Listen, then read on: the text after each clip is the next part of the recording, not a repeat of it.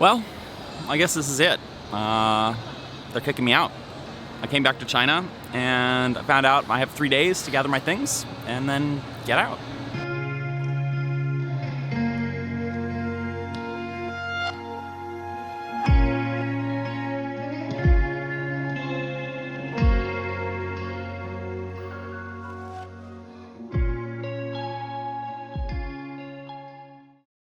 So a week ago, I booked a flight back to China. I was super pumped up to come back and start shooting season 2 of Strange Parts.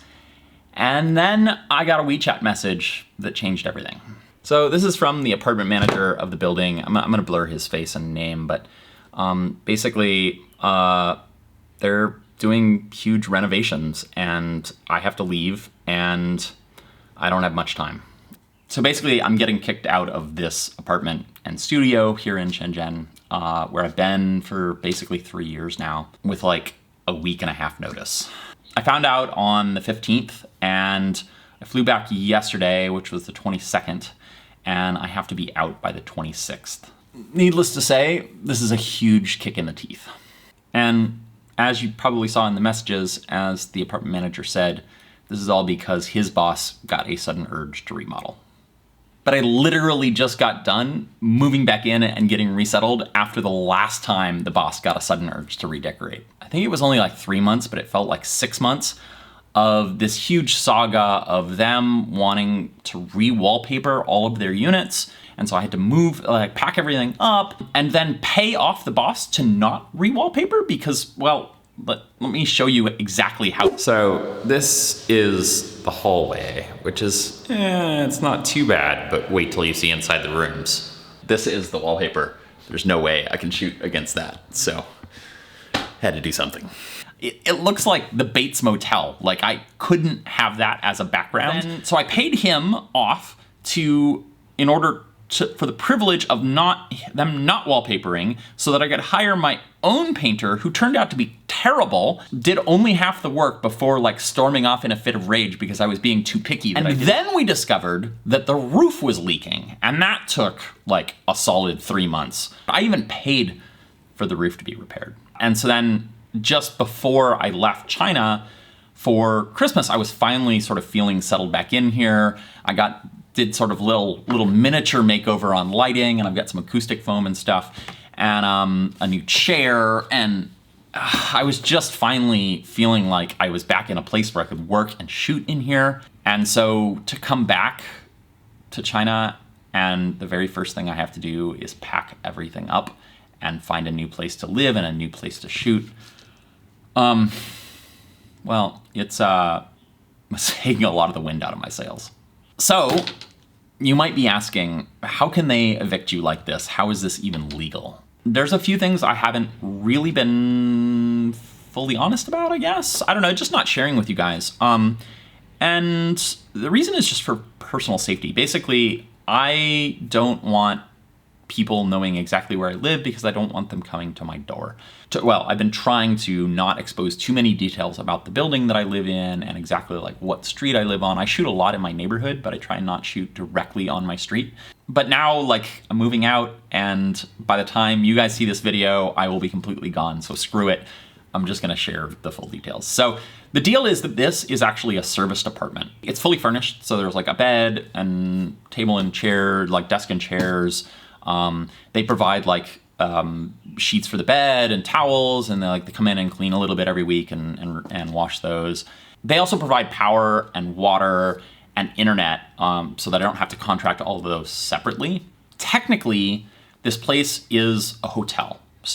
And that's important in China because all foreigners must register where they are staying for every night they are in China with the local police. If you stay at a hotel, they have a system where they can do that at the hotel. So you give them your passport, they take a copy and they take a photo of you and they get a little bit of details, and then they send that off to the police through the computer. If you're staying in an apartment that you're renting, or you're staying with a friend or something like that, then you have to go to the police station every time you come and let the police know where you're staying. So because they're technically a hotel, they were able to take care of all of that for me. Basically, they're just handling a whole bunch of stuff that's a pain in the butt and like isn't worth spending a lot of time worrying about.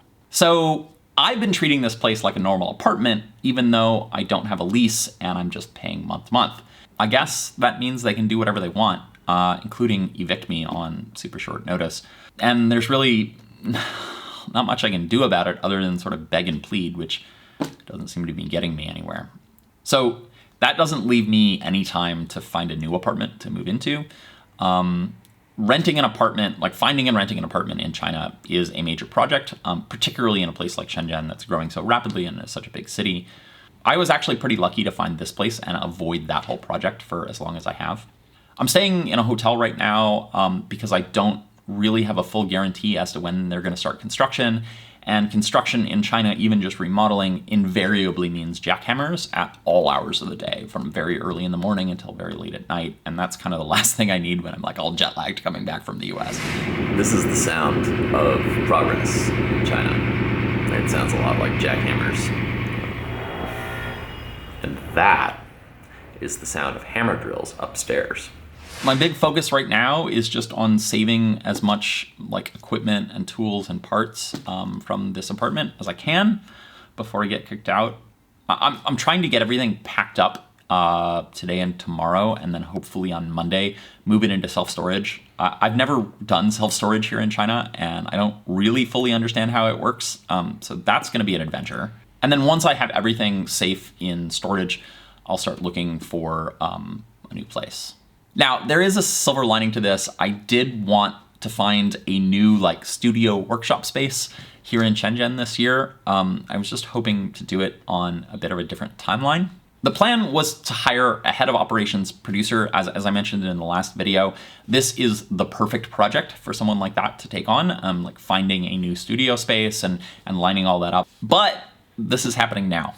So I'm just gonna have to jump into it with both feet and sort of embrace the chaos and trust that it's taking me in the right direction.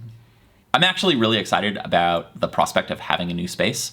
I'm really looking forward to having more space where I can make noise and make messes and have big machinery and generally have others work with me. This is a very, very tight space. I don't know, like this is sort of the little shooting area, but it's very, very small. Just that desk there and that desk there. This is the rest of the apartment. Like that is the bed that I sleep on, and that is the bathroom over there.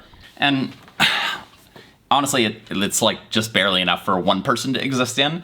And as I grow the team here, we're gonna need more space. I'm hoping I can find somewhere that is kind of like light industrial, maybe alongside some other workshops or something. That's not like a boring like apartment or just office space. And then lastly, I'm really excited just to have a place to shoot and work that is not like 6 feet from my bed, which just turns out is not the ideal thing for mental health.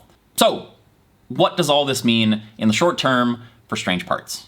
First off, this is going to be one of the last videos in this space, obviously. I do have like 1 or 2 videos that I mentioned I had shot some of before. So I also won't have like an electronics bench / like workshop space for at least a little while. Which means like the projects that I really wanted to tackle when I came back, like the Polaroid camera that I got in Tokyo, the Gachapon synth chips that I also got there. Like I wanted to do some reverse engineering, like modification projects. I'm not gonna say too much about that, but all of those are kind of like on hold for the time being until I can find a new space to like spread out all my equipment in and start shooting again. So that means I'm gonna be focusing on making videos for you guys in the short term that are not like here in the studio in a workshop. So factory tours. I've been talking with several factories and I have a couple more to reach out to that are really cool. Very excited about that. There are some markets that I would like to go check out with you guys that I haven't even checked out yet, but I've heard through the grapevine are quite cool.